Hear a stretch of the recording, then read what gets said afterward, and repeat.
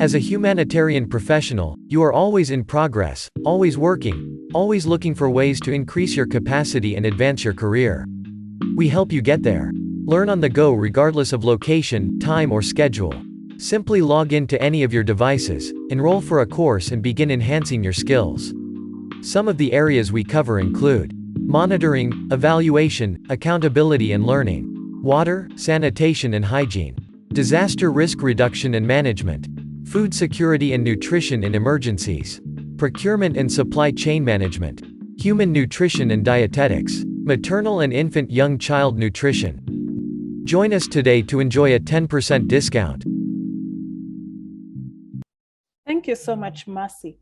So before I go into the next section of this webinar, I'd like to just mention a few house rules. So house rule number one is thank you so much for taking advantage of the chat section. So I encourage you to take advantage of this chat section. You can let us know who you are, where you're joining from. If you'd like our team to reach out to you, you can also share your details, your phone number, your email address. The chats are only shared with the host and the panelists, so no one else is able to see your details if you share them with us.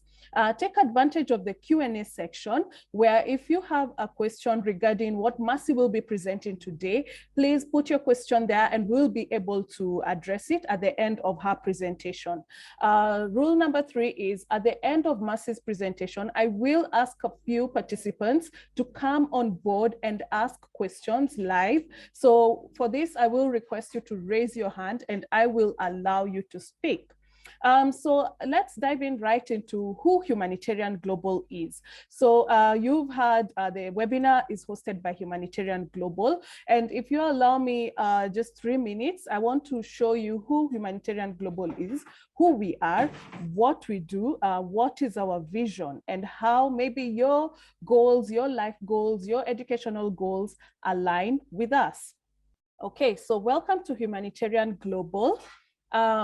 We provide a platform that supports learning and interaction for all humanitarian professionals. And this is in order to empower them to provide quality services, such as achieving the SDGs by 2030.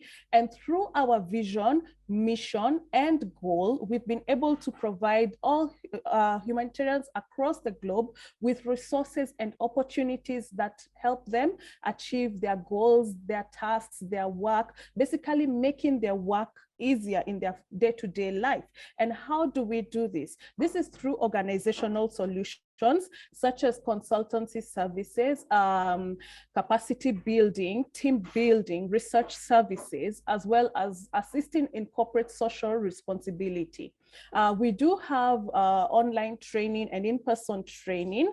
We cover different areas such as monitoring, evaluation, accountability, water sanitation and hygiene, disaster risk reduction management, procurement and supply chain management, public health, project planning, gender-based studies, including gender-based violence, data analysis and SPSS, child protection, climate change, and any other humanitarian training and aspect, including humanitarian principles and essentials. And importantly, we also cover anything that is in food security, nutrition, and dietetics, such as today's webinar. We also do community development, where we do advocacy campaigns, we do help implement projects, and this also includes the kind of webinars that we do cover, such as the one we have today. We have humanitarian resources, where we do assist our participants in achieving career opportunities, career development, as well as providing reading resources such as blogs. We do have a very big community forum, which I will share a link with you. You're free to join this forum. It's free of charge for everyone. And you get to interact with humanitarians. You get to interact with experts such as Mercy. You get to interact with the Humanitarian Global community and team as well. This is our reach. We've been able to reach over 500,000 practitioners globally and 50+ countries globally. As much as most of the countries are within Africa, we've also had a reach in the Americas, Europe, Australia, Asia, basically all other continents. We do provide an advanced e-learning platform. And with this e-learning platform, you get also assistance from our 30 plus experts, our 30 plus facilitators. So our clients include World Health Organization, Mercy Corps, Torch, UNEP, Child Fund, just to name a few. And this, as I mentioned, we do conduct for these companies needs assessments, advocacy campaigns, corporate social responsibility, team building, and process evaluation. Some of the organizations that we've been able to actually train more than once include Living Water, which we did a 5-day training workshop on menstrual hygiene management, and SBCC as well. And on Torch, we were able to do training on WASH. So as I've mentioned, at Humanitarian Global, we are a big community. We do help each other. We basically believe in a 360 view of assisting our participants. And this is through helping them through self-improvement, personal growth, and career development as well. So it's not just covering the academic aspects of your growth. And this is done through coaching and mentorship. As I mentioned, we do professional resume writing, reviewing. We do have many webinars such as this one. We have online classrooms, which I will talk about later on. We do have moderation sessions, a community forum, which I will share a link for you to join, as well as Humanitarian Global Hub, where you get access to other resources, which include funding and career opportunities. With that said, I would like to now hand over the floor to Mercy. Mercy, please take over and talk about today's topic. As I mentioned, today's topic is very interesting. It is impact of food security on nutrition in a population. So Mercy, the floor is yours. Welcome. Thank you so much, Diana, and to the entire team of HGI. It's a privilege to be with you all today from wherever you're listening in from. So today's topic is on food security, but on the impact it has on nutrition in a population. And of course, to set the pace for this particular session that we have today, we all might have touched the topic of food security, either in our experience, day-to-day lives. So it affects all of us collectively as a population, as humanitarian experts together. So for this particular one, to give it a bit more context, we want to understand what this food security is, a review at least a bit of the current state of the global food security, and also put that in figures. Then we'll also talk about potential causes and indicators, which is, of course, a very important aspect before we look at the impact. And then we'll check on the impact, which will break it down in terms of general population, some in terms of emergencies, as well as the vulnerable groups, and some of the current interventions. So I'd like us to also be very active. You know, some of us have a lot of field experience with these issues, even now as we're having this training, so we can engage one another and share some of the experiences that we have had. And because it's also visible to our panelists, we'll also be able to give feedback on some of the questions that you might have after. So without further ado, we must first establish what is food security. This definition has been repeated, and it's always something that we hear. It will not be the first time we are really hearing about this. But to make it clear, or to set the pace on what food security and the impact is founded on, we must understand what exactly it is. So it is when all, emphasis on the all people, because generally food is a right to all human beings, together with shelter, access to water, sanitation, health. It is a very important factor in terms of human development and human well-being. So we also look at all times, meaning at any given point, they have physical and economic access to sufficient, safe, and nutritious food. And the purpose of this is so that it can meet their dietary needs for an active and healthy life, for the general well-being. And on the same beat, we must also differentiate the difference between food security and nutrition security. So on one hand, we have where it talks about every person access And we'll also see what pillars really do support food security. And on the other hand, when it comes to nutrition security, it is when, in addition, basically to food security, this person also has access to a healthy and balanced diet so that the body is able to adequately utilize this to improve their overall health and nutrition status. And of course, they must have access to adequate caregiving practices and have a safe and clean environment, which allows them in turn to stay healthy and make use of whatever food that they have consumed. Now, these two terms usually are used interchangeably. They do overlap in terms of how they affect the overall human development, but at the same time, we must distinguish the difference between the two. Food security does affect nutrition security. That I think we can all agree on. However, the determinants are a specific set as opposed to food security and in comparison to nutrition security.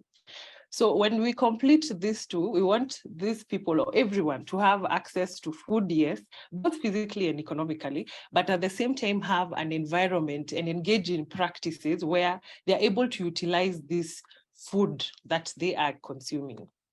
So that is a very distinct factor that I believe needs to be clarified. And when it comes to the pillars of what really determines the food security of a particular group, be it a region, a nation, a community, both in urban and rural setting, the first is, of course, the availability. And when we're talking about availability, this addresses the supply side, meaning that those who could have availability but might not have access to it. So if one of these four pillars are destabilized, that means there is a risk of having food insecurity. And for purposes of this webinar, we'll also use food security and food insecurity to refer to the opposite of what food security is. Now, in this availability, a good example is there could be a very good food chain that they supply. However, it could be interrupted, either because there is a drought, maybe the harvest was not as good. It might not have direct implication right there and then. It might have implications short-term or even long-term over a duration of a period. There could be war or conflict, and in some cases, even the harvest could be affected either because there was a locust infestation, which I'm sure we've seen in the last 10 years. We've had that experience in some parts of Africa. There could be a decreased number of active agricultural workforce. So food security and agriculture go hand in hand. And if they are interlinked together, then it means it could improve the situation of a particular area. On the other hand, we have physical access, economic and physical access. Now, as we currently know, the global inflation rates are a major problem. And those people who are already at risk of being food insecure could mean that now the situation moves from moderate to more severe, because now they can no longer afford the food that they used to, the quality of the food that they used to. Again, physically, where these people are, it could mean that because of how far it is, the geographic infrastructure, the food chain is not able to access them and allow them to have that physical availability of the food. So in terms of access, we are talking about the market prices. The market could, of course, affect, and it could also mean that there is lacking of education and skills, lacking of infrastructure, opportunities where they could be able to get this in terms of economic empowerment for a particular group. Number 3 is food utilization. And on this part, we are looking at the way once they get the food, or as an individual, once you have access to this food, how does your body make use of it to acquire these nutrients in order to make the best use out of it? So in this part, we look at especially people who are at risk of being food insecure in terms of they have conditions, there is issues with ISS or HIV and AIDS. There could be other infections that really do affect utilization. And together with HIV, we also have other infections such as TB, which means that they have increased nutritional needs and therefore they are not able to fully utilize that food. There could also be another example of strong cultural beliefs which prevent people from eating specific foods, especially in Africa and Asia, which is some of the places where they are touched majorly when it comes to food insecurity. They are still, even in this day and age, in some places where specific food groups, which are, according to nutrition experts, is very nutritious, they are not given the attention that they should be because of cultural issues or because of gender issues. Then lastly, we have stability. And when we talk of stability, we are talking of the whole concept of the other three factors, that is availability, access, and utilization. For if there is no stability of the three dimensions, for example, in the case of an emergency or there is a disaster, that means that the stability of the other two could be compromised, and it would increase the risk of people's food insecurity. At the same time, when we talk of food security, we can also consider it in terms of severity. It could be chronic or it could be transitory, meaning if it is chronic, it has been there for some time, and persistency. And it could occur when there are people who are there, they're not able to meet their minimum food requirements over a period of time. And these extended periods of things like poverty, a lack of access, which we'll also be able to review later in this webinar, that means that it will impact their overall current nutritional status, and the higher the risks for other issues that arise from lack of adequate food supply. There could be transitory, meaning in case of an emergency of a natural disaster, like for example, in the past week, we have seen some parts of Italy which were affected by floods. This is just an example. I'm sure there are also other areas that could be experiencing the same even now, in whatever location that they are. You can also engage us in the chat section and let us know what kind of experiences you are having so far. So in this particular setting, those who are already vulnerable or those who have a particular higher risk as compared to the others of being food insecure, in the case of an emergency or a disaster, that means the risk is also heightened. And if especially they are either elderly and affecting pregnant mothers and children, it could pose a potential threat to the current state of the food security in that particular community. So as we continue on, we also must look at the levels to it, and this is used to gauge how bad is the situation, and it will determine the interventions as well as the assessment methods that will be used. Of course, there's the high food security, where for this particular household, let me use the household as an example.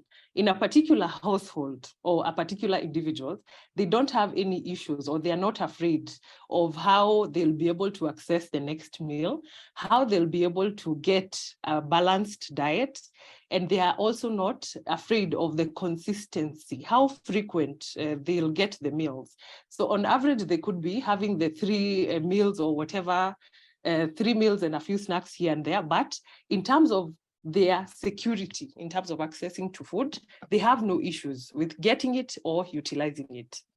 There is also marginal food security. There are some fears on accessing the food. However, the quality in terms of how diverse their diet is and how nutrient dense it is, there are no issues with that. But there are some fears on how they will access the food.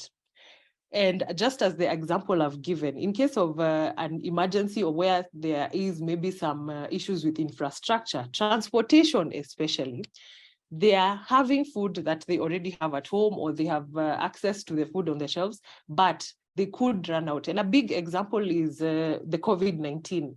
We are all aware of how much it posed a very particular, interesting set of challenges for those in the food chain, the retailers, and even us at household levels. So what did most people do is to run to the shelves, especially those in urban settings, to run to the shelves, accumulate as much food as possible, because there are some fears on how they'll be able to get the next food once the shelves have run out.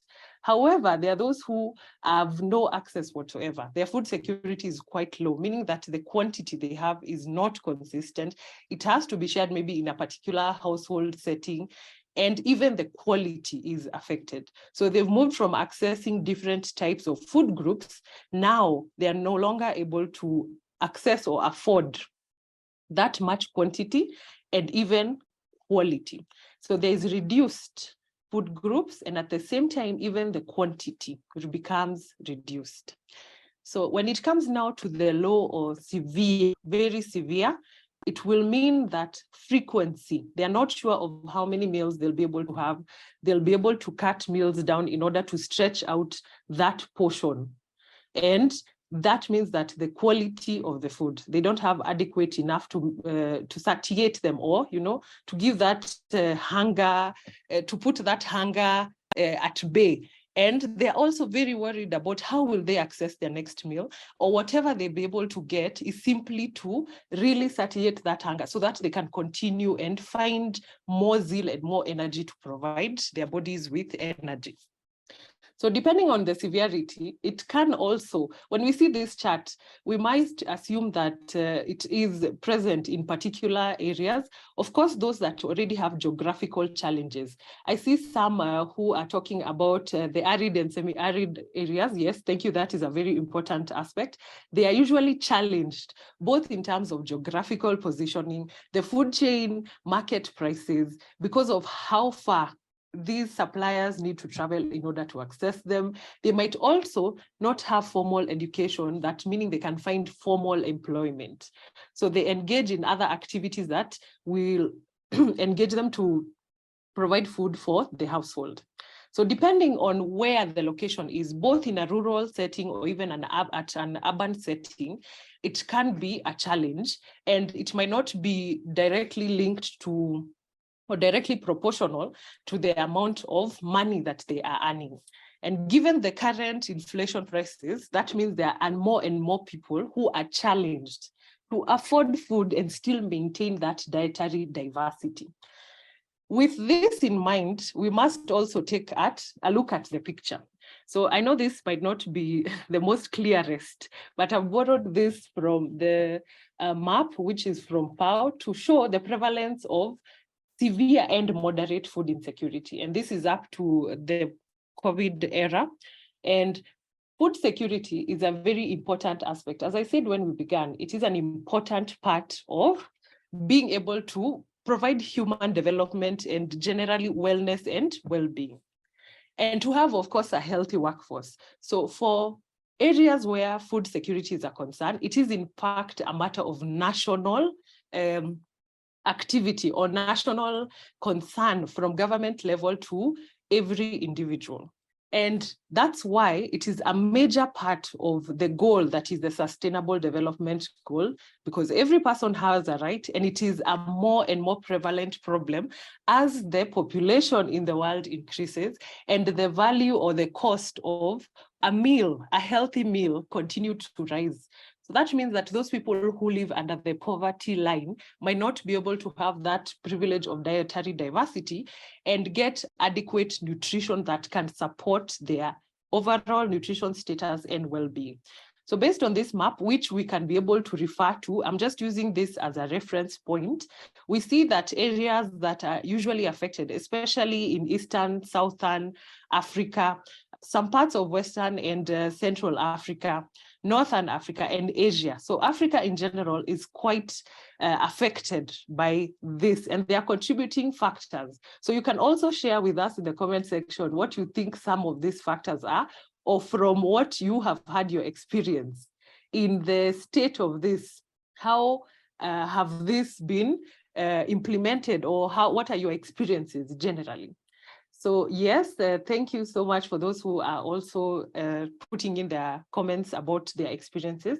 So to put this map into figures and to simplify it, we also look at some numbers here. Let us put this into figures so that we know how much of the world's population is affected. And this is in reference to a publication by the World Health Organization and the FAO organization on the state of food security in 2022. So we find this number of 800 million, or we can equate this to 9.3% of the world population is affected by food insecurity. So as I said earlier, we'll use the word food insecurity because that is where the real challenges are. a lack thereof of food and access. That is where majority of the people are affected. And this number went from about 750, that is before COVID, that is around in 2019. It was also around 8.9%. Now the number has increased to 9.3%. So it is a growing problem. The more the other global or external factors emerge, the more the number also continues to grow. Secondly, there are more severe food insecurity. It affects about 750 million people. So out of that chart of marginal and severe people, 750 million people, which is quite a large number, and majority of them are in Asia and Africa. 1 in every 10 people are exposed to food insecurity, whether it is marginal, it is moderate, or severe. Then 3.1 billion people were not able to afford a healthy diet in 2020. And in reference to COVID-19, it has changed the way we view food security, the way we view food production, actually from the point of agriculture or farm to plate, the whole entire process up to plate, and even utilization by the people who are consuming it, or that is us, because we all need food in order for our bodies to maintain a good health status. So that means that when they cannot afford a healthy diet, there's reduction in diversity, and it also brings forth a unique set of challenges in terms of conditions that will arise, not immediately, but in the next 10 years, or by even the time we get to review the Sustainable Development Goals in 2030. So this is 112 million more than 2019. So COVID-19, of course, is a major impact of our time, and it has shown that there are other challenges, how we associate food security. And those who are in marginalized areas, arid and semi-arid areas, it also can affect those in the urban setting. 670 million people are still likely to face hunger by 2030. Which is still quite a big number. And that is why it is a constant issue, or a constant point of connection, both from the stakeholders and the community in our respective countries. Then 1 in 5 people in Africa were facing hunger in 2021. So as I said earlier, based on that map, which we can also find and be able to refer to, Africa and Asia are the areas where the food insecurity touches the most. It hits closer to home.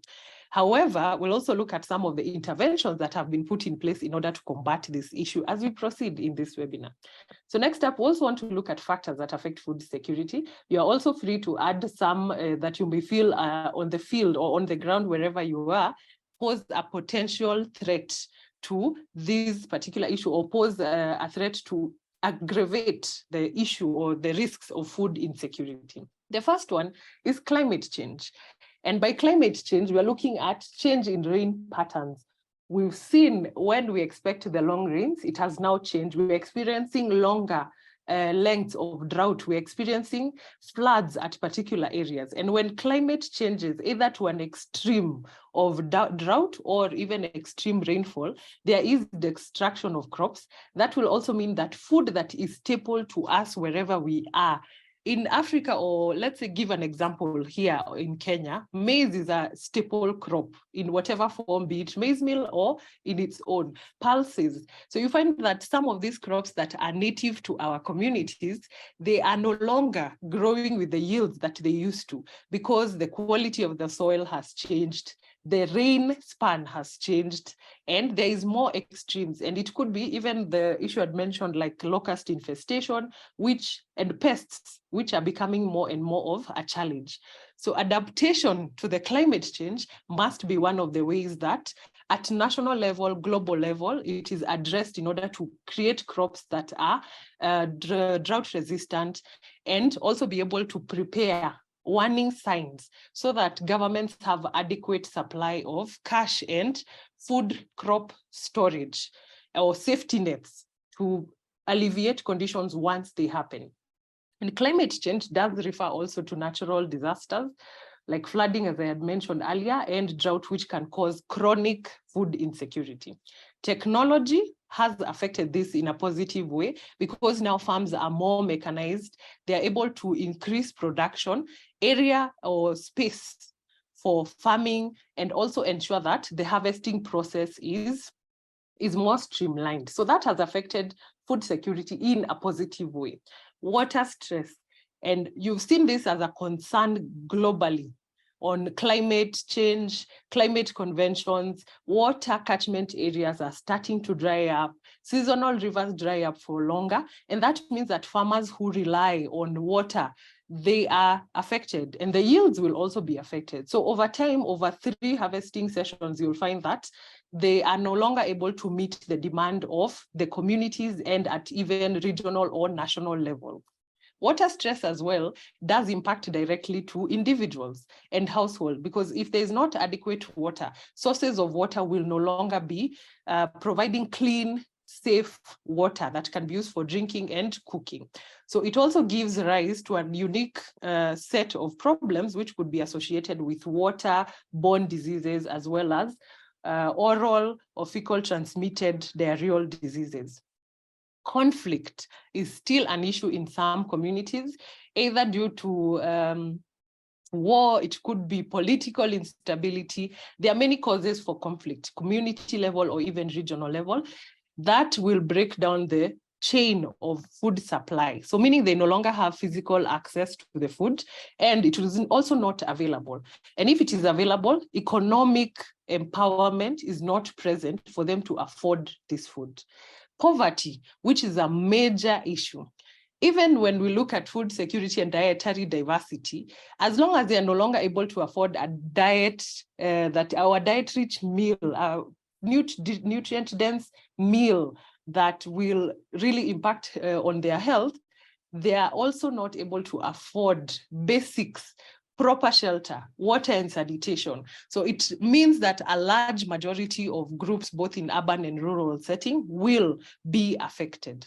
Economic stability. With inflation, we've seen the rise of some of our staple foods, things that maize meal, even maize in itself, cash crops such as potatoes and others that are really consumed by a large majority of the population. So that means their next step at a household level is to cut back on protein-rich sources, substitute them for cheaper, more affordable sources of food. And if someone was already not able to afford this meal, they are now could move from being marginally food secure to being of a low food security or even a more severe state of food security. And natural disasters, as I'd said. So for those of us who work in field humanitarian settings, you're able to understand the response that is usually given.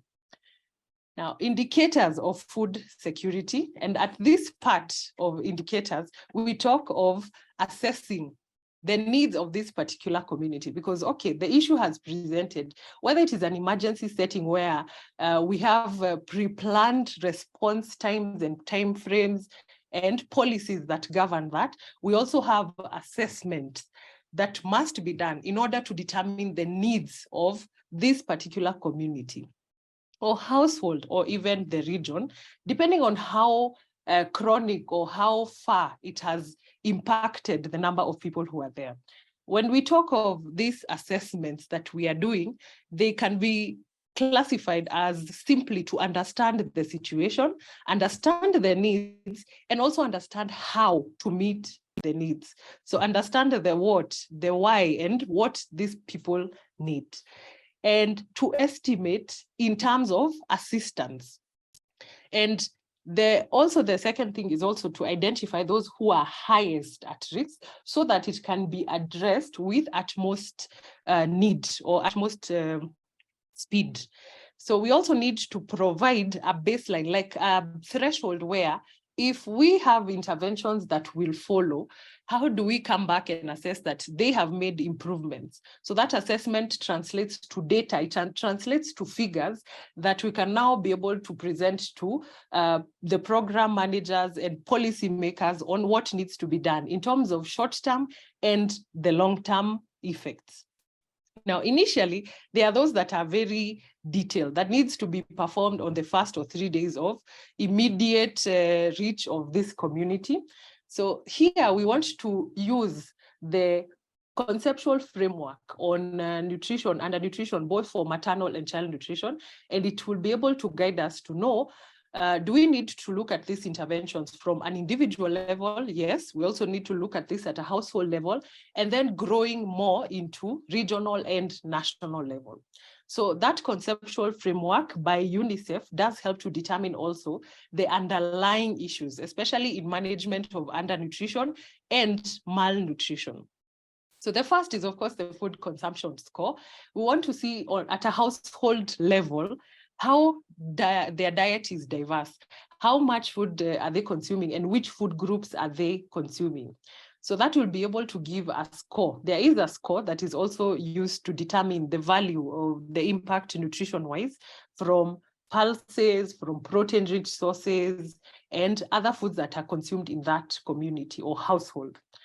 Then once this is done, it will be able to give a figure on how they are performing in terms of diversity, as well as questions like will be answered by this food consumption score is the frequency.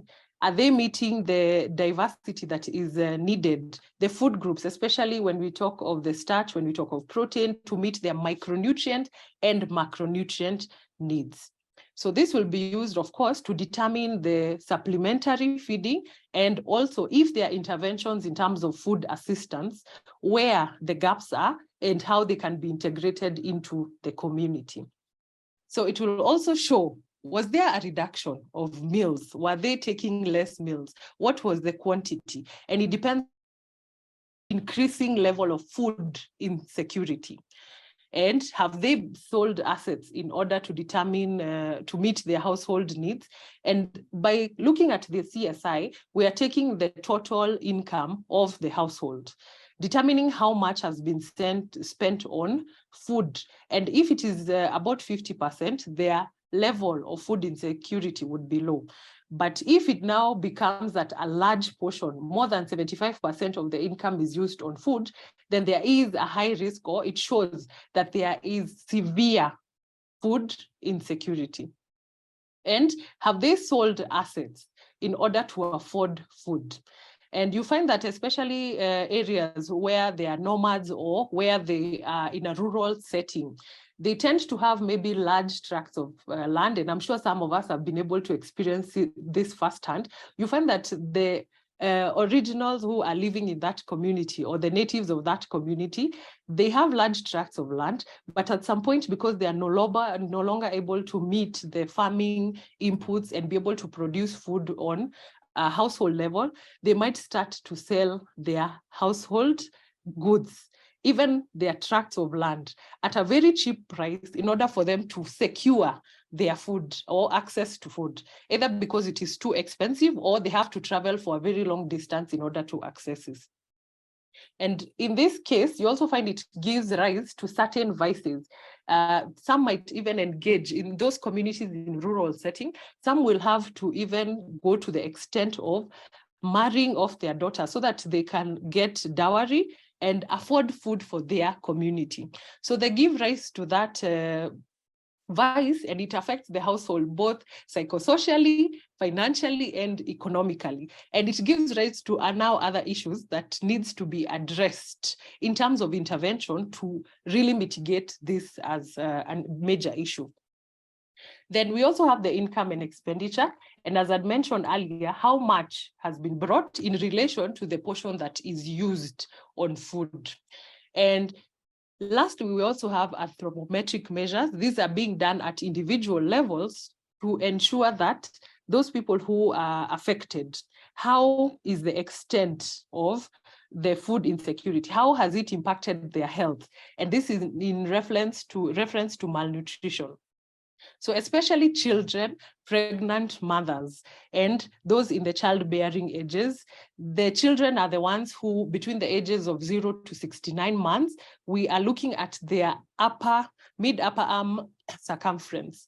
And if it has a Z-score of less of -2 or more, then that will mean that they are experiencing either moderate or acute malnutrition, or they have severe malnutrition. And especially in emergency setting, community setting, I know majority of us, the nutrition officers, and a lot of us do experience malnutrition as a major part of it. And this aspect is used to really determine how far is it, so that we can now implement the management of malnutrition at community level and even integrated to the community and health facilities. Then there's the height for age, weight for age, and this is, of course, is guided by those charts that have been provided, even the standard that is there, that we're able to tell based on this age bracket. If the height is below this, it could indicate stunted growth. It could also indicate that they are experiencing other complications, deficiencies, which is usually referred to as hidden hunger. The BMI also comes into play, especially for those who have other conditions such as HIV, tuberculosis, the elderly, and those with even pre-existing condition. That means there's intervention in terms of supplementary feeding that needs to be used. And I know there are also other indicators that we could use at regional level, national level, so we can also continue to share this in the section. And assessment is a very lengthy and extended topic, which we'll be able to cover on a different webinar. So after the assessment, we have talked about the objective of this assessment. This assessment is what now will be used. And when we are discussing this particular assessment and indicators, there is also a time frame. For example, when we do the initial, we need to do it between the 1st and 3 days as it is normally done. And we also have a rapid assessment, which can be done to give 2 to 3 weeks estimates. Detailed assessment are also needed between 3 to 12 months if the situation progresses, where it becomes a chronic issue, or if more information is required. So these assessments also do play a very important role in determining the interventions. What will be used? What are the risks of the malnutrition? How severe is it? What number of the population has been affected, be it in a community setting, in a regional setting? And it will determine the interventions, both in terms of supplementary feeding and other community activities, both at household level, community level, and also enable the policymakers, humanitarians, to intervene collectively as stakeholders. And there are different interventions that are usually done. So I've just highlighted a few. And I know there are much more. You can also let us know which interventions you're also doing at whatever location you are or in your organization. So these interventions that we are speaking of, it could really impact how progressive it is. And before we even look at the interventions, we also need to address the impact. After all, we need to put it in terms of a visible way of dealing with this, or put it into figures. What are the impacts and how can we proceed from there? So again, we had talked about the emergency setting, but on the impact of generally in the population, we find that hidden hunger is one of the major issues. And by hidden hunger, we are talking of nutrient deficiencies, especially iron. Anemia becomes a more major issue in women especially, and it could also potentially pose a threat to children. And this is both rural and urban setting, adults and children. The thing about nutrient deficiencies, they do not appear until the symptoms have manifested. And unless there is their health-seeking behavior in order for them to go to the hospital and have them measured, some might go unnoticed. So by the time the symptoms manifest, the situation has probably worsened by then. And they might not have the right educational setting to understand the result or the cause of these symptoms and how to progress or how to seek help for them. Malnutrition, as I mentioned earlier, it is a major issue that we combat both in emergency settings and in areas that experience very chronic food insecurity. So those who are already in a high risk of or food insecurity, they could potentially have symptoms or have moderate food insecurity or experience moderate acute malnutrition, severe acute malnutrition. And there is management of this to either through supplementary feeding, blanket supplementary feeding, which will be able to cover pregnant, nursing mothers, and those who are at risk in our communities. Severe acute malnutrition, that of course needs to be handled both in an inpatient setting where there are complications. And there is also procedures on how the discharge needs to be done in order for them to now continue the care at home. Obesity is also a rising concern, and from compromised dietary intake. When we look at the three pillars that we addressed earlier on, we see that if the diet does not cover the more important food groups, especially the 4 important food groups, rich in protein, it has the starch to provide the energy, covering the micronutrients, fruits, vegetables, then that means that they are at a higher risk of experiencing higher weight in a very short period of time. This, of course, can be contributed by different factors. The food is not adequate. That means they have to seek less nutrient-dense and more natural foods, and they need to survive on more processed food, which does not really offer a lot of dietary. It is a coping mechanism. However, obesity is still a challenge that is becoming more and more of an issue, both in first world countries and even in other continents. So next, we also have the non-communicable diseases. There is a risk of lifestyle diseases and metabolic conditions. People who already had these issues in the first place, because they are no longer able to have that nutrition security in this part, they will experience severe symptoms, and sometimes it can also lead to mortality rates increasing as a result. Then maternal and child nutrition is also another aspect, and these are some of the 2 high risk or vulnerable groups when we talk of food insecurity, because it creates a vicious cycle where if a pregnant mother is not getting adequate nutrition, a diet rich in nutrients, it will impact the birth weight of the child, their immunity, both mother and child, and it creates a vicious cycle where they're not getting full development according to their milestones. They might even take longer to walk, and it could also lead to other nutrient deficiencies, especially here when we look at maternal and child nutrition. We are concerned with especially the first 1,000 days of the children.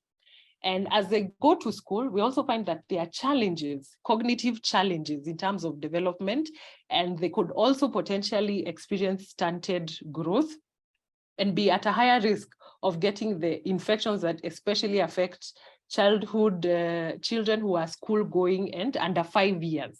So in terms of implementation for maternal and child nutrition programs, I know we also have others that we have put into place, policies and knowledge that really does support implementation of whatever interventions will be done, such as immunizations, clinics. That's why there is, especially in government facilities and private facilities as well, they must be able to get the weight of every child, check the immunization handbook, and ensure that they are protected in order to minimize the crude death rates as well as minimize the infant mortality rates. Then delayed development, of course, this applies to both physical and cognitive delays, and it impacts both adults and children. So we find that those who are in line with the milestones, they're able to hit the milestone. Nutrition is a major aspect of a growing child. And as they get older, it also means that physically and mentally, they grow according to the milestone. And they're also able to hit the weight for height. They also to meet the height for age, and also the weight for age. So as they grow, they also need to get that increasing nutrient demands because they are growing children. So if these are not met, then we have a population where even increase in productivity, increase in fertility is a challenge in the community. So because our focus on the impact of population from a nutrition perspective, these are some of the issues that we normally see day to day. It covers from a broad perspective, but I know there are even others that you have been able to see at hand. So next, we also look at especially those who are vulnerable. And by vulnerable, when we are doing food security assessments or covering the indicators, there is a particular set of people who need to be covered because they have special needs. Aside from pregnant mothers, children, we also look at the elderly, those who are living with HIV, and those who have disability. And a group that is also special that needs to be included is the elderly who also have disability. And another part of vulnerable groups that we may have experienced in terms of emergencies where there are conflicts or there are loss of lives, we've also seen that there are some households who, when it comes to interventions, they are child-headed households. They have been forced to take up the role to cater for their younger siblings. And they are even more vulnerable because they are also children. Therefore, the levels of stress, both nutrition-wise, in terms of food security, and that psychosocial stability has been affected. So here we look at the concept of both relation to food security and poverty and how they can really interlink and lead to one another. So we've seen that poverty is a major contributor to food insecurity. So as the gap between diets and affordability of the proper foods, that means that those who are poor might not have that access or afford economic empowerment to access this food. And at the same time, you find that this is a double-sided sword, because in African setting, especially in rural areas, okay, we can also consider urban areas, we find that the... Hello, Mercy. We seem to have lost you. Mercy, are you still with us? So in the meantime, as Mercy tries to reconnect, thank you so much for all those who are currently asking questions on Mercy's presentation. It's been quite interesting. We've been able to follow through. Thank you to all who are sending in not just their questions, but other inquiries in regards to the kind of trainings that we do offer when it comes to food security and nutrition. As we wait for Mercy to join in, you'll allow me just to talk a little bit about that. So here, excuse me, here at Humanitarian Global, when it comes to food security, dietetics, nutrition, we cover three main areas, and that is human nutrition and dietetics, food security and nutrition in emergencies, as well as maternal, infant, and young child nutrition. So for these, we do offer different levels of either certificate, diploma, or postgraduate diploma. And they do take, the certificate takes 3 months, the diploma does take 6 months, and the postgraduate diploma takes 12 months. As Mercy is still not with us yet. So just to mention, I will share my screen just to highlight that a little bit.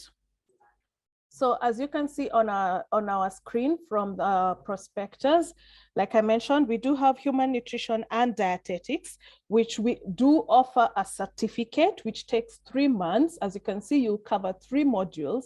And then there's a diploma in human nutrition and dietetics, which covers 6 months.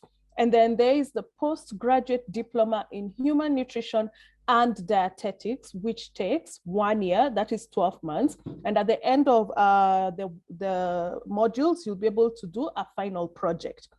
For food security and nutrition in emergencies, we do have food security and nutrition in emergencies certificate. We do have a certificate which takes 3 months. We do have a diploma as well in food security and nutrition emergencies, which takes 6 months to complete. And then we have maternal, infant, and young child nutrition. This is a certificate. We offer this as a certificate, which takes 3 months to complete. And at the end of all these courses, you do receive a certificate. You do receive a physical certification, as well as certification, digital certification on HPAS. So for the 3 courses, the certificate goes for $500. The diploma goes for $1,000. And the postgraduate diploma goes for $1,500. So these are online courses. They are self-paced, but as much as we say online self-paced, you're able to engage with our trainer. You're able to have consultations with our experts, such as Mercy in this case. You're able to have moderation sessions. You're able to have online classrooms as well. So you're not just taking your notes and the videos that we've shared with you and the resources, the reading resources that we've shared with you, but as much as you do have that, you're able to have assistance from our academic team, from our experts, and they're able to take you through this course. For you to register for any of our courses, like I've shared with you, there is a link that I've been able to share, and my colleague Ian has also been able to share on the same, where it takes you to this page. It takes you to the page on human nutrition and dietetics, as well as food security, all the courses. This is where they're located. So on our page, you can click on the course that you're interested in, and you will be able to register. If you're not able to do that, you can share your details with us, or you can request a callback on the same website. You can be able to request a callback, and our team will be able to reach out to you. Or you click on apply now. And once you click on apply now, you indicate the course that you're interested in. And our team will also be able to reach out to you and assist you in terms of completing your registration. So Mercy is back. I will hand over back to Mercy. She was just about to complete her presentation, and then we'll quickly go into the Q&A section, because I do apologize. I see we've gone over time, but I request for a few more minutes just for us to be able to complete today's topic. Mercy, back to you. Thank you so much. Apologies for the disconnect. So I was just about to complete, and I hope from the part that I was interrupted, we're just concluded on the impact of the vulnerable groups. And when it comes now to the interventions, there are numerous that have been put in place. Again, you're also welcome to share some. I've just given examples because the intervention also is different. They're usually agile depending on where it is, the community, given the assessment that has been done. And when implementing the interventions, it does take really the cooperation of the different stakeholders from national level, regional, all the way to community participation. And some are usually short-term, depending on how the emergency situation is or how urgent the situation is, especially when we have areas where they might not have immediate food capability. Food relief packages would be given either at a community level and distributed as rations, each household, in order to meet the needs of a particular household with regard of the members of the household that are there. So if there are children and pregnant mothers, lactating mothers, elderly, and all those people in the vulnerable groups that we had mentioned earlier, then there is need to meet their specific needs.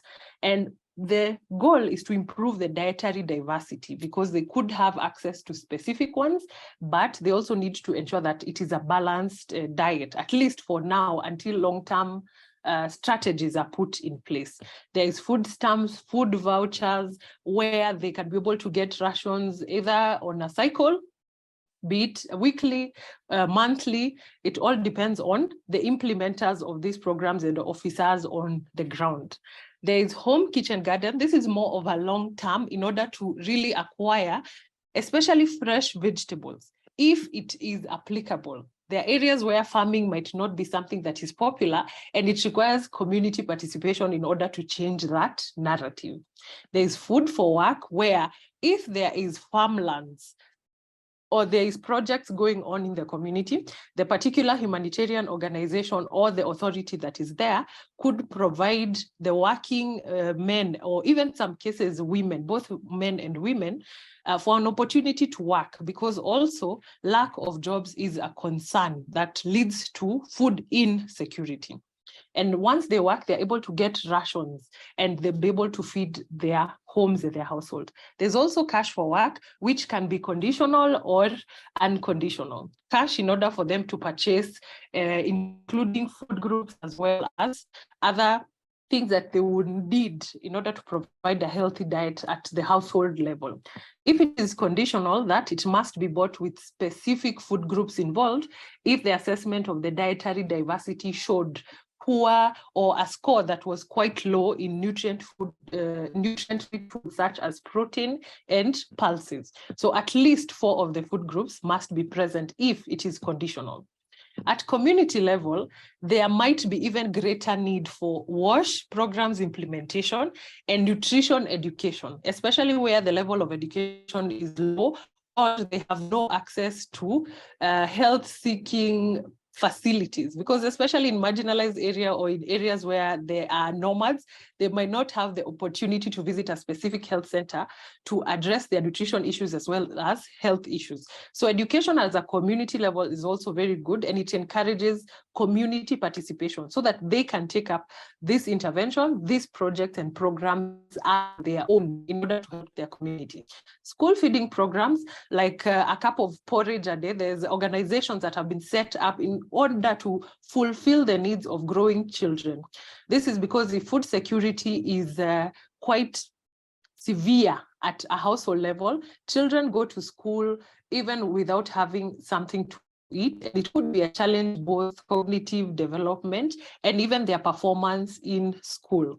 So at least that means if they have 2 meals a day during the school day, at night or when they go home, and if it is implemented together with other food relief packages, there is hope that they'll have at least 2 or 3 nutritious meals in a day to meet their growing needs. Agricultural and farming support as an intervention. Currently, the review of food processing and also storage facilities at community level and regional level goes a long way in preparing a safety net, either for places where disasters are common, and preparedness if there is also seasonal or transitory food insecurity. And long-term, it does help the community and the region to be more food secure with the help of extension, training, farm inputs, empowerment as far as agriculture and growing diverse crops and nutrient-rich crops is concerned. Skill empowerment group, something that, especially when we talk of the gender, we must disaggregate the data that is collected from the household level and individual level into the roles of the community. Who are the providers? Who feeds the children? Who goes to work? And specific roles so that they are empowered. Maybe if the men are able to get assistance in starting a business, women will be able to also get in their own skill development to create goods or services that can empower the community and at the same time empower them with either food rations or money to afford this food that we are speaking of. So gender also plays a major role in terms of what is the role that will be given when the interventions are being played or into the community. Then when we talk of the stakeholders, they also have done a lot so far to mitigate this rising problem of food insecurity, and some of the roles do overlap. There is what the state provides. Their job is to provide policy. For example, in Kenya, we have the National Food and Nutrition Security Policy of 2011, which governs from management of malnutrition, assessment of food security. So you can also let us know in your country what is available and what resources the government has been able to put in place. Now, these particular roles of this, between research institutions also being able to provide the data, baselines for the next projects, for the next strategies, and also predictions on the number of people so that they can mitigate those numbers or those risks before they happen. They also provide a lot of data for policymakers, and policies are able to be integrated with the assistance of state and non-state, non-governmental organizations. So these roles do overlap, and the whole objective of their roles is not to really decide who does what. Some do overlap, and it also is not equally distributed. But collectively, the goal is to alleviate food insecurity and to ensure that truly everyone at all times has that access. They have that capability to afford this food, they can access this food, and they can utilize this food. So that is the only way that food security and nutrition security can be achieved in a population.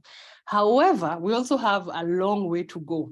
We've made advancement as far as policies, integration of programs by non-governmental organizations, humanitarians, like those who are present here today that are in the field to ensure and working together with government officers, health facilities, community level to ensure that the interventions are carried out and also provide feedback again for the policymakers. So that agility of the different partisan roles that are there, it provides support to the community and also to the countries that are affected, sometimes even extending to a global perspective.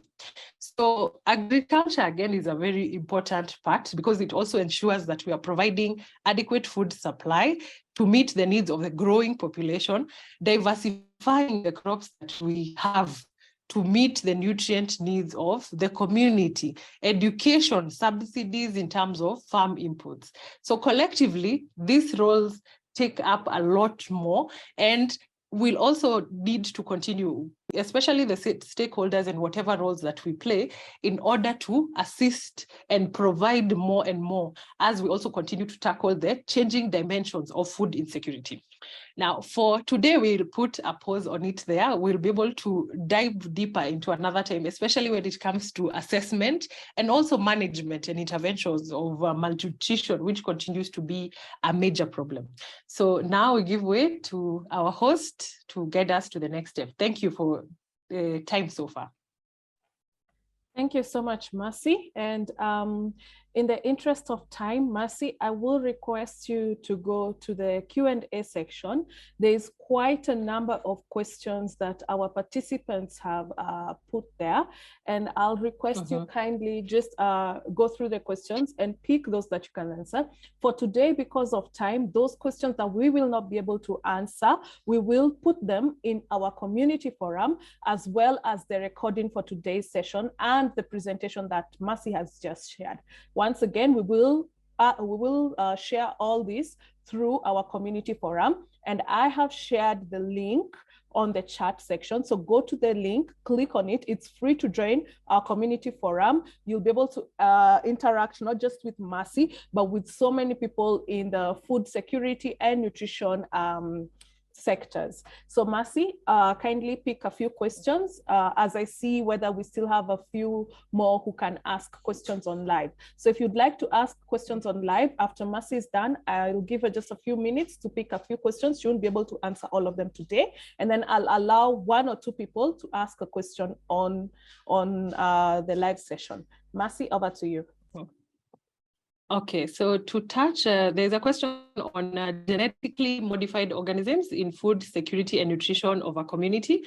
Well, earlier on when we touched on agricultural advancements, GMOs is one of the ones that has popped up, especially in Africa. In some areas of the world, it is well accepted. And the whole point of genetically modified foods, especially when it comes to agriculture, is because they bolster food security. And it suggests that it also may improve climate change adaptation strategies and also provide support where in terms of resistance to pests and other conditions that could affect the total output. However, it is an issue, I believe, that it is quite differently perceived in both community levels and even in various parts of Africa. So on one hand, it could impact or to solidify food security, food production capacity. But on the other hand, majority of consumers are concerned on what are their impacts in terms of overall health and what are the long-term effects of that. So I believe there is need for more research on diving deeper into that particular topic. And at the same time, in terms of environmental sustainability, agricultural practices do that. And there's also forestation in areas where deforestation is a common issue. For example, you might find there are communities who use source of fuel So during assessment, that also must be considered. Their primary source of fuel is wood, but if they are using this to make charcoal for both domestic use, they might also be using it as a point of, or as a good that they can sell in order to acquire money, funds to acquire food. So on one hand, we also have these long-term strategies that must be put in place, both from government level and be integrated into the community. But at the same time, those who rely on this type of sources of fuel would also need an alternative, cleaner sources of energy, maybe a bit more education in terms of environmental capacity. And it is something that could take years in order to achieve, but it is constant and should be integrated into the community. In order to maintain cycles in terms of harvesting, farming also is very important, and the types of farming that are carried out to maintain that sustainability. So that is also a very important aspect. Then the next question is, what is the role of what are the role and contribution of food security in addressing malnutrition? There is direct links between low levels of insecurity and the levels of malnutrition. It is a contributing factor to start with. In an area where there is food insecurity, levels of hunger are higher. Levels of hidden hunger are even higher, and malnutrition is one of the ways that it manifests, especially in children. So it does contribute very, very greatly. And of course, after supplementary feeding, we must also make it sustainable. Preventing malnutrition is as important as treating malnutrition. So it is an important role, and I hope I've been able to answer your question. Okay. Okay, there's also some, one of maybe this is more of a comment. One of the program instituted by the Nigerian government is mandatory fortification, yes, of some food items. Unfortunately, small-scale enterprises find it difficult to comply due to high cost of doing this fortification and technology. Yes, this is a very valid concern, because fortification is one of the ways to ensure nutrition security in a community or even in a population. However, the high cost might be difficult for some of the small scale users. And that's why when we were completing this webinar, we talked of that processing part and storage facilities being a major part that needs to be integrated into agricultural interventions, so that in this storage process and processing part, we are able to maintain the nutrition integrity of the crops that have been harvested and store them to provide as much nutrients as they can, from the point of harvesting all the way till they get to the plate of whoever is consuming them. And also one more question, maybe we can answer, elaborate more on obesity as an indicator for disaster.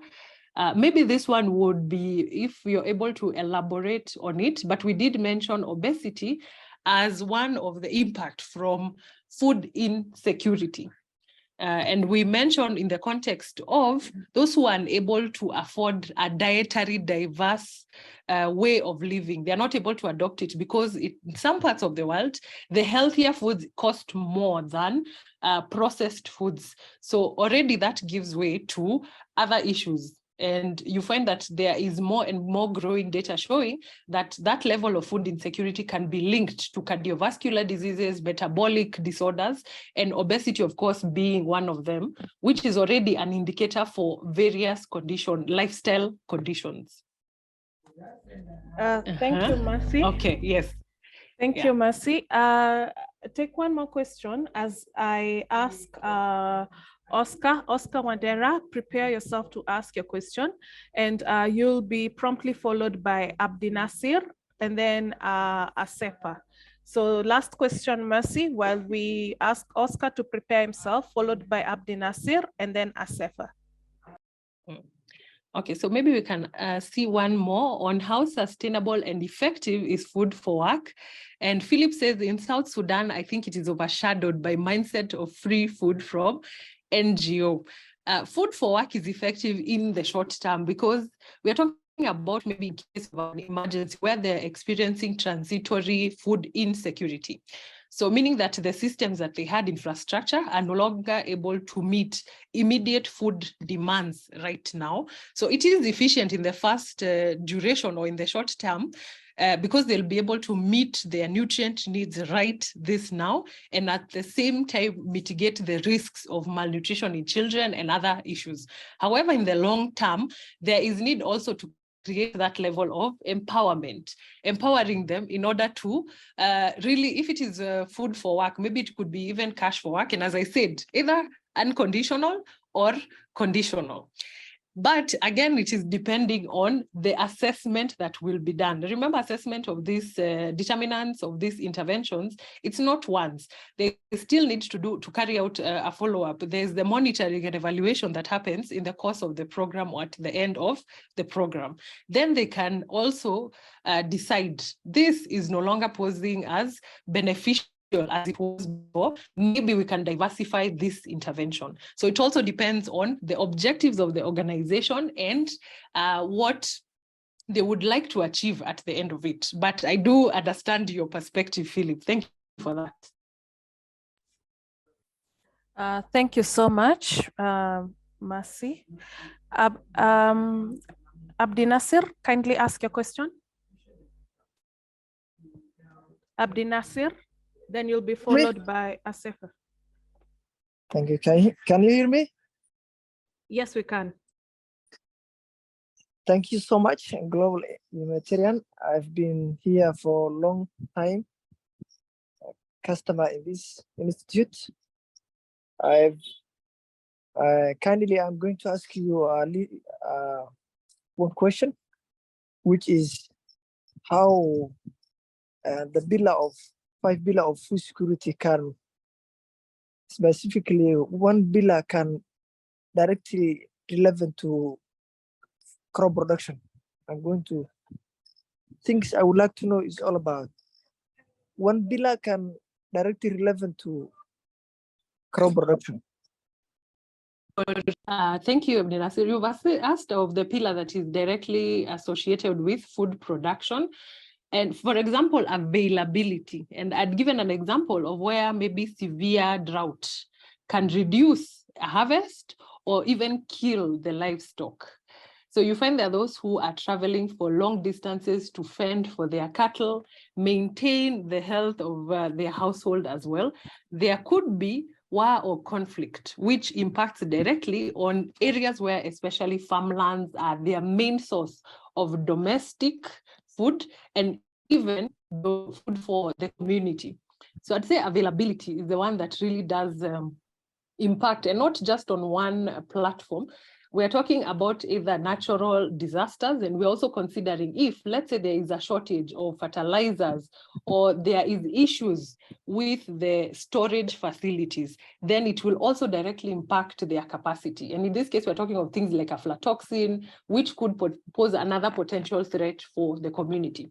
So we can say availability, that directly impacts the food production process, while things like access, we talk on the market side of the same food chain supply. Thank you so much. Thank you so much. Thank you. Thank you, Mercy. Asefa or Gerald, you can ask your question. And then our last question for today will be from Asefa. Gerald, you can unmute yourself and ask your question. Okay, I will ask Asefa. Asefa, you can unmute yourself. If you can hear me, unmute yourself and ask your question. Okay, Oscar Wandera, you can ask your question, please. Hey, hello, can you get me, guys? Yes, we can get you. All right, fine. I'm Oscar, and I'm a project management profession. And I've been following this discussion ever since it started. So I would like to know on perspective of being a professional from project management in regards to the food security, because of late I've been having some interest with the food production in a country called Israel. If you're in Kenya, 2 or 3 days you saw over the media about the food production the way the food is being produced in Israel. So maybe I can ask, like how you guys, maybe in a department or rather in an organization that works with food production, like how you linking the project management aspect with the food production? Because you see, this is a crisis. Food production is one of the crises that many of these third world countries we are undergoing. For the purpose, this is a risk about it. So how are you going to, or how you guys linking the project management way in food production so that at least you can add productivity and it can increase or can reduce the issue of food unavailability? Okay, thank you so much for that. I think also the aspect of project management, it plays through the interventions, both the community level, whether it is nutrition interventions, it has all the aspects of a project from start to finish. So when we talk of the part of agricultural and making more food available for a particular setting, we look at the intervention strategies that will be put into effect. So once we've identified the intervention strategies, especially agricultural-wise, is it input supply? Is it infrastructure that they want to improve? Is it value addition and processing? Is it market access and training? So based on these intervention strategies, then now it is a matter of looking at the pathways in which these strategies will be put into effect in terms of increasing productivity, creating income and generating that, and also reducing the food losses. So we must also look at these intervention strategies from a point of how to achieve them, the pathways, as well as the outcomes that we want. So if it is a project on the objective that is being to increase food availability, to increase production, we must also look at the community aspect, the interventions that will be used, so that now we can break it down as far as a project is concerned. Initial setup, you need to do also the needs assessment. It's a whole cycle from needs assessment all the way to monitoring and evaluation. So that in itself is the same that needs to be implemented, whether the aspect is dealing with malnutrition or food production. The project cycle always is a major part. And I'm sure other those who are humanitarians in the field can agree, monitoring that project and seeing it through from start to finish, project management is always an important aspect. So for sure, that one must be present. It's only that the objectives and the intervention strategies will be different. Thank you so much for that, Mercy, and thank you all for your questions for today. Because of time, the rest of the questions shall be answered on the community forum. I've shared the link with you. Kindly, please do join the community forum. I've also shared the link with you on the courses that we do offer on food security, nutrition, and dietetics. So with that, I would like to end this session by saying thank you to all those who've attended the session. Thank you for those who were engaging, for those who did ask the questions. We really do appreciate you. You really do make our webinars quite interactive. Thank you for all those who engaged us in the chat section. You were quite a lot. Thank you so much to the Humanitarian Global team for facilitating this webinar. And thank you to our expert, Mercy. And we look forward to even more webinars on food security and nutrition. With that said, I do bid you farewell for now until we meet again next time. Goodbye. 86% of organizations value professionals that upskill to advance their careers. It's never too late. Enroll for a self-paced online course to begin upskilling in monitoring, evaluation, accountability and learning, water, sanitation and hygiene, disaster risk reduction and management, food security and nutrition in emergencies, procurement and supply chain management, human nutrition and dietetics, maternal and infant young child nutrition. Apply today to enjoy a 10% discount.